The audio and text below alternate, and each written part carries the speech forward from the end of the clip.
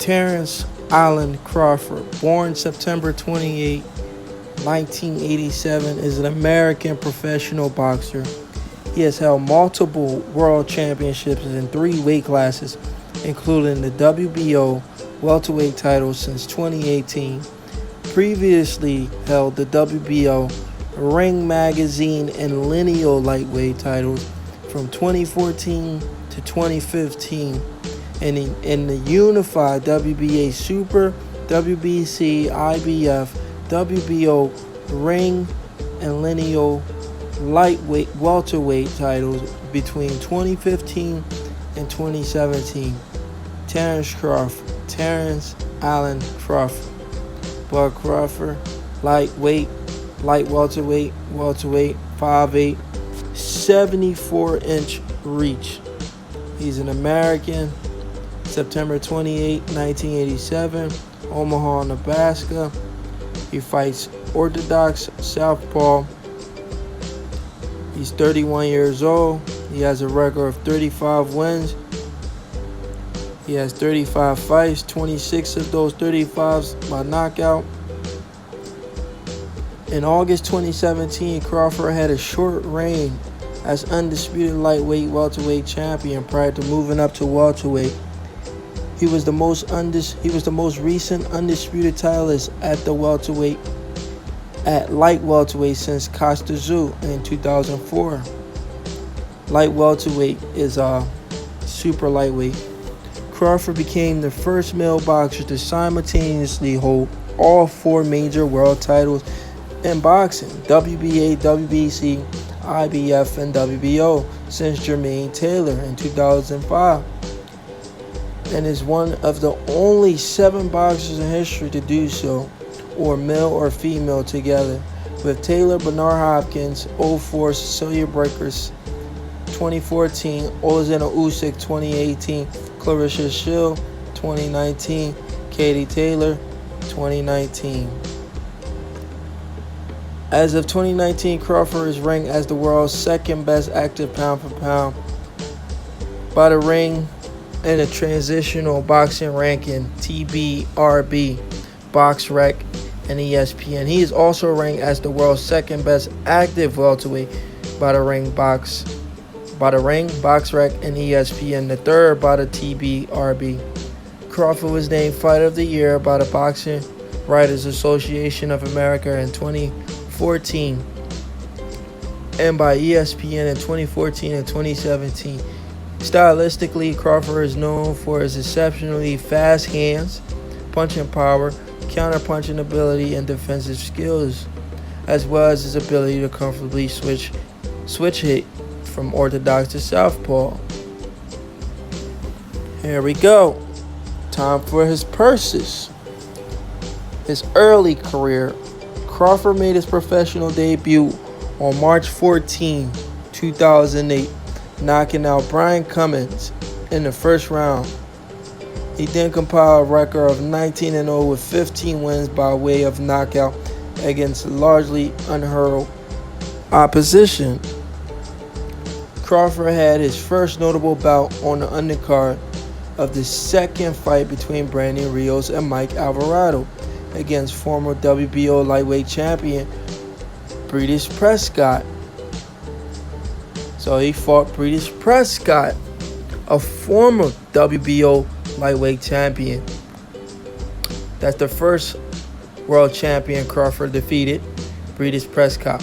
Prescott was originally scheduled to face the WBA light welterweight,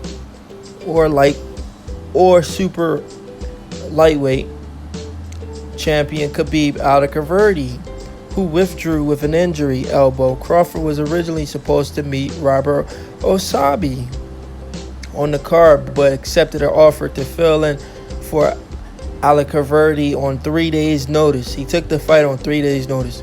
Crawford nevertheless outboxed the hard-hitting Colombian and secured a unanimous decision victory. Crawford received a purse of $125,000. Now, Crawford was making $125K when he fought Breedis Prescott. That was a long time ago, 125K. While Breedis Prescott only received 50K. This was the first time Crawford fought a 10 round. So in a 10 round fight, he made 125K. Crawford's been making a lot of money. And his first fight, fighting at the 140-pound limit. Crawford fought Alejandro Sanabria on June 15, 2013. Held at the American Airlines Center in Dallas, Texas, USA. So Crawford is familiar with Texas.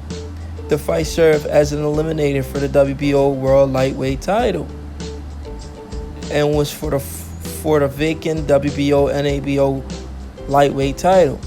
In the 6th round, Crawford landed a devastating left hook, sending Sanabria to the canvas. Though Sanabria was able to return to his feet within the count, the fight was waved up by referee Lawrence Cole, giving Crawford a TKO victory. Crawford versus Klimov. On August 21st, 2013, it was announced that Crawford would fight undefeated Russian boxer and WBO number 12 ranked Andrei Klimov in another elimination bout, which would see the winner challenge WBO champion Ricky Burns. Here we go. Crawford's about to fight another world champion. This time not a former world champion, an active world champion in Ricky Burns. The fight was scheduled for 10 rounds and took place on the undercard of Miguel Cotto versus Delvin Rodriguez fight on HBO at the Onway Center in Orlando, Florida on October 5th. Klimov was coming off a majority decision win over fringe contender John Molina Jr. in 2013. Crawford outclassed and outpointed Klimov, handing him his first defeat. So Klimov was undefeated fighter. Crawford handed him his first professional defeat and won by unanimous decision. After 10 rounds on all 3 judges' scorecard, wow, a complete shutout, 100-90, Crawford's favor. There was a lack of action. Klimov failed to impress and go in for any offense. According to CompuBox stats, Crawford landed 192 of 604 punches, 32%, while Klimov landed 57 of 290, 20%. The post-fight, Crawford spoke on how he went in to get and got the job done. I outboxed him. It was easy all night long. I thought I was hurting him all night long. I was never in any trouble. I thought he was in trouble due to Klimov's lack of action and prompted a member of the team to call him a coward. So Crawford defeats Klimov and his team calls him a coward. Klimov team calls him a coward. Klimov began to come forward in exchange after round 9, but had no chance of winning without a knockout. Crawford then goes on to fight Ricky Burns. Crawford traveled to Scotland 5 months later to take on 30-year-old Ricky Burns for the WBO lightweight title on March 1st, 2014. So in 2014, what the hell was Errol Spence doing? Crawford was fighting undefeated fighters. He was fighting former world champions, Breedis Prescott. Well, that was earlier. Breedis Prescott, and now he's fighting for a world title in 2014. What the hell was Errol Spence doing in 2014 when Crawford was fighting Ricky Burns overseas for the WBO scrap? Hearn was pleased to bring the fight to Scotland and admitted it was Burns' toughest fight to the date. Crawford easily won the fight, boxing well on the outside and picking his shots against the overmatched Bugain Burns, winning his first world title. The judges' scorecard 117, 111, 116, 112, 116, 112, unanimously in favor of Crawford. Complete shutout. Burns praised Crawford after the fight, seemingly stating the better man won. Over 12 rounds, Crawford was credited to landing 213 of 811 punches, throwing 26% but landing 41% of his power punches. Burns landed 76 of 52, throwing 14% and landing no more than 7 punches per round. Wow. And then Crawford fought Gamboa. I'm not going to go into the Gamboa fight. We all know what happened with the Gamboa fight. You know, the Olympic gold medalist Gamboa. I'm just going for the purses. Crawford destroyed Gamboa. We all know that. Crawford fought real Ray Beltran. You guys always say, who is Crawford fight? Who is Crawford fought? Fought Burns, Breedis Prescott, Andre Klimov. I mean, come on, guys. Ray Beltran. I was getting all the knockouts. Crawford fought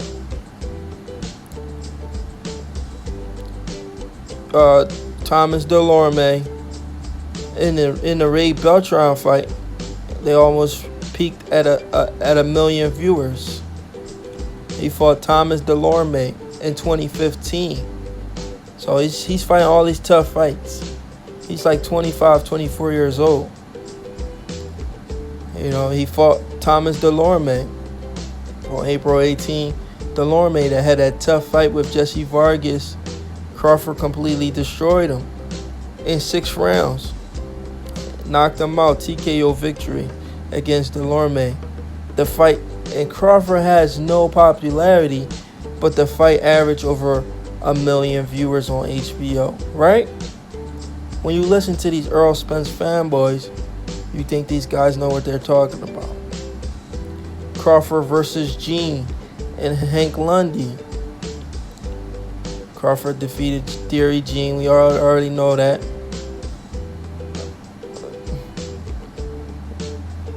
We all know that. His only loss was to Lamont Peterson.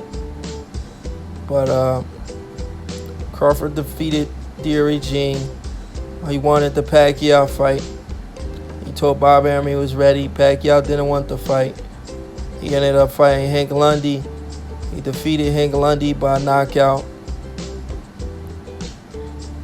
When Crawford fought Hank Lundy, guys. When Crawford fought Hank Lundy, Crawford made $1.2 million. Hank Lundy earned $150,000. Crawford made $1 million. What year was this? Crawford was making millions. Millions. He made $1.2 million in 2015, 2016.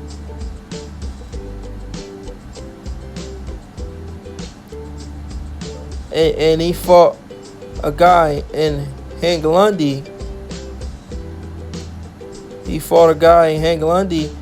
Not a lot of people knew about. And he made over $1 million. Crawford fought Victor Postol to unify the belts. Victor Postol, who defeated Lucas Matiste.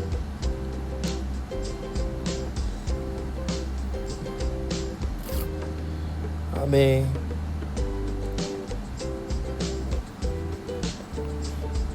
it was a pay-per-view fight. Crawford made $1.3 million against Victor Postol, plus pay-per-view revenue. They said that the fight only generated 50K pay-per-view buys on HBO. You know, that's not the best. But the guy made $1.3 million. You know, it wasn't too much promotion for that fight, so the pay-per-view wasn't the best. But he made over $1 million. And how long ago was that? He made over $1 million versus Hank Lundy. He made over $1 million versus Victor Postol. Then he went on to fight John Molina. Molina made $400K. Crawford made $1.5 million. Almost $2 million. Almost $2 million Crawford made against John Molina. Come on. So in his last 3 fights, he has made like $4 or $5 million. $4 or $5 million easy. Crawford, he beat Molina. He stopped Molina in the 8th round. We all know that. Crawford then went on to fight Felix Diaz. He fought Felix Diaz. Right?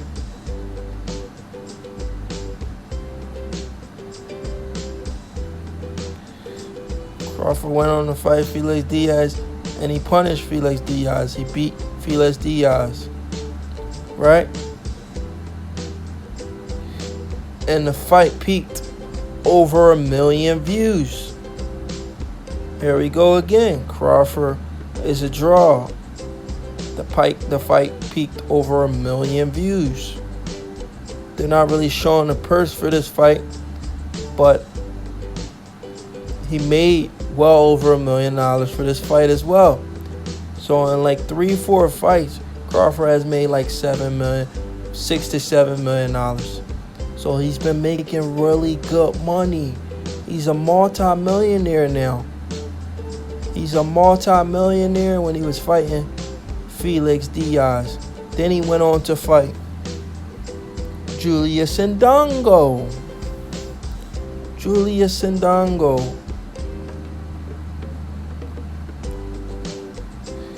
How much did he make for the Julius Indongo fight?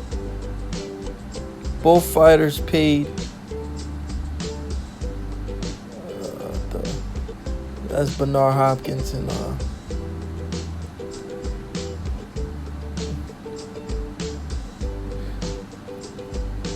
but he fought Julius Indongo, right?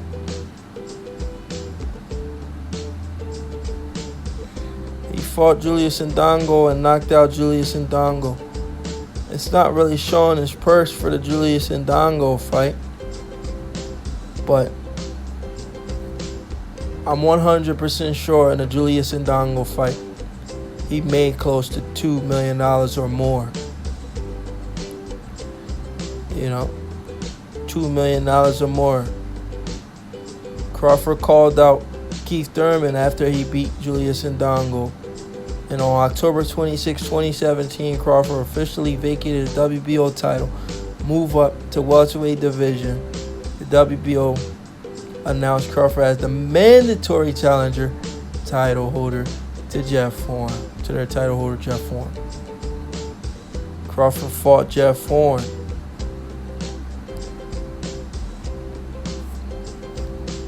You know, Jeff Horn had just beat Manny Pacquiao, successfully defended his title against Gary Cochran. Jeff Horn was challenged to a big money fight at light middleweight by 42-year-old Anthony Mundine.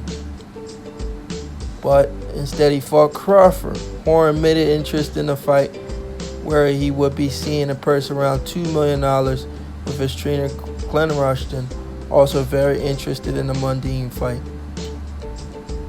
But he ended up fighting Terence Crawford, right? Jeff Horn made like $1.7 million for the Crawford fight, and Crawford made over $3. Crawford suffered a hand injury going into that fight. Crawford made over $3 million for that fight. Crawford earned a career high over $3 million for Jeff Horn fight, and Jeff Horn made $1.7 million.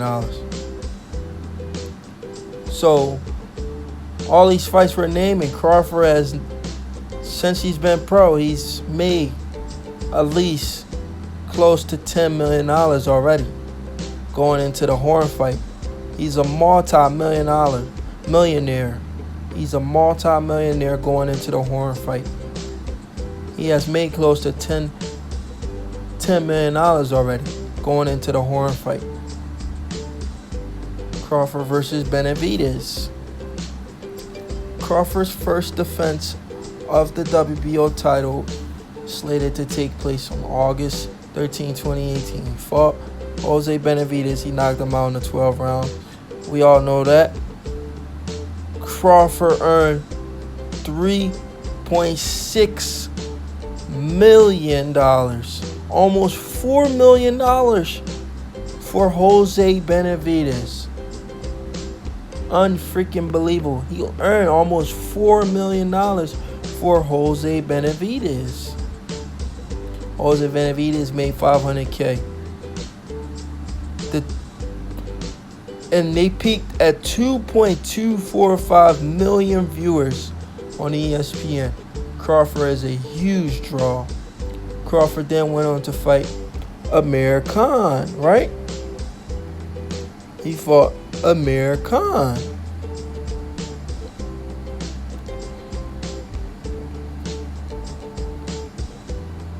But before he fought Amir Khan, Crawford's team reached out to Danny Garcia. There's proof right here. Danny Garcia was guaranteed $3 million to fight Crawford on the same date. Danny Garcia turned that $3 million down. Right?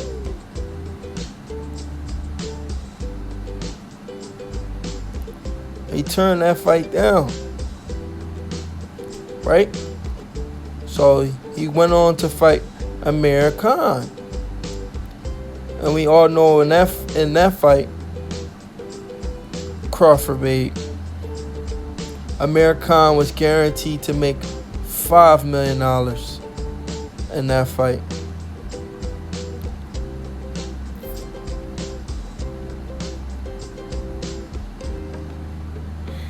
Amir Khan made $5 million, and I believe Crawford made $5 million or more. So, in Crawford's entire career,